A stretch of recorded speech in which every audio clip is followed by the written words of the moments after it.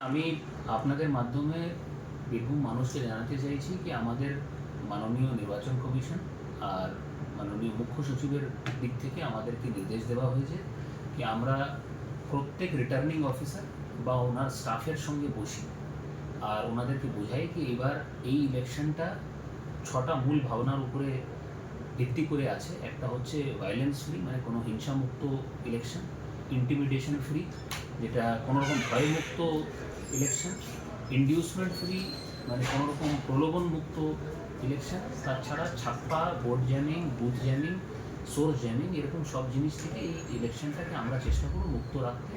এইটা যেভাবে আমাদের কাছে নির্দেশ মুখ্য সচিব থেকে আর নির্বাচন কমিশন থেকে এসছে কি 25-26 তারিখের মধ্যে আমাদের সব রিটার্নিং অফিসার সাহেবের সঙ্গে দেখা করে ওনাদের স্টাফকে বোঝাতে হবে।